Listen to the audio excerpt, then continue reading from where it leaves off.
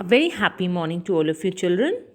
I hope you all are doing good at your homes and preparing for your exams too. Welcome to the science class students.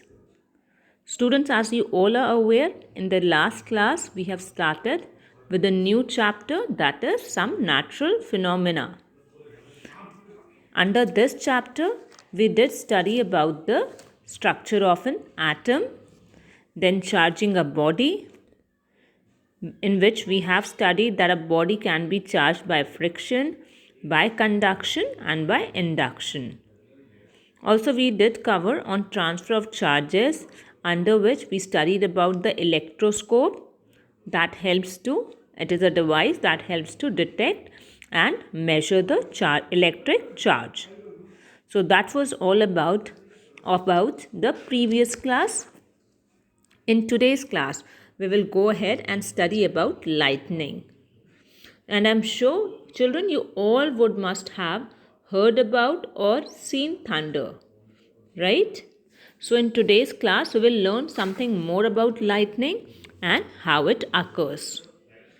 To know about lightning, we need to know little bit more about clouds, because clouds make lightning. In summer season, the ground is hot and it heats the air above it. This warm air rises up and the cold temperature at the higher levels cools the warm air and forms water vapors, right? So more hot air rises up, more water vapors are formed. When these water vapors are formed and they become, when there is good amount of water vapors, they form the clouds. Here, if the temperature above the clouds falls below the freezing point, the water vapors get converted into ice. Now, the clouds become a thunder cloud. Small bits of ice now rub together as they move around in the cloud. And children, we have studied in our previous video that whenever two objects rub against each other, charges are produced, correct? If you all recall it from the previous video. Yeah, when two objects rub together, they get charged or they develop charges. So even here, cloud develop electric charge. The particles that are positively charged get accumulated at the top of the cloud and negatively charged sink at the bottom of the cloud. The more ice particles rub with each other, the more clouds get charged. Now, as mentioned earlier, that at the bottom of the cloud there is huge accumulation of negative charges that actually repel the electrons on the ground and it attracts positive charges. So they should actually attract each other, children, right? And make the charges neutral. Am I correct? In this way, they will become neutrally charged. But the reason this does not happen, that's because of the presence of air between the cloud and the ground. The presence of air particles does not allow the charges to become neutral. We all know that air is a poor conductor of electricity. So the charges keep on accumulating here on the cloud, yeah, without becoming neutral. But when the magnitude of accumulated charges becomes so large that it can actually overcome the resistance of air, they get discharged suddenly. So this discharge may take place between cloud to cloud or between cloud and earth. Yes. Apart from that, the lightning or the streak of light, that bright light that we see during the lightning, it happens when the earth is actually positively charged, yeah, and the bottom portion of the cloud is negatively charged. We already know this, that unlike charges attract each other, right? Or opposite charges attract each other. So when these charges attract each other, they overcome the resistance of the air and they meet up with each other, releasing a lot of amount of energy, and also streak of bright light is produced, that is actually called as lightning. Now, this lightning, children, is considered as dangerous because it can destroy life and property. Clouds can also charge the tall buildings, poles, wires, and trees by the method of induction. We will study more about this, but before we go ahead, let us quickly recap the lightning part, or how lightning happens. Lightning is happening because of the clouds, where the water vapors get converted into ice because of the difference in the temperature, and these ice particles rub with each other and they produce charges. Now these charges, the positive charges get accumulated at the upper end of the cloud and the negative charges get accumulated at the bottom part of the cloud. Yes, and because of the air present in between the earth and the cloud, the charges do not neutralize each other. So they keep on accumulating inside the cloud, but a time comes when the charges become so large in amount that they can actually overcome the resistance of air and they get discharged suddenly. This what it results in lightning. So this is about lightning. Now, moving on to the next topic, that is lightning conductors. As I mentioned earlier, that clouds can also charge tall buildings, poles, wires, trees by induction. If you remember the last class, induction was a method of charging a body where the two bodies were not brought in physical contact with each other.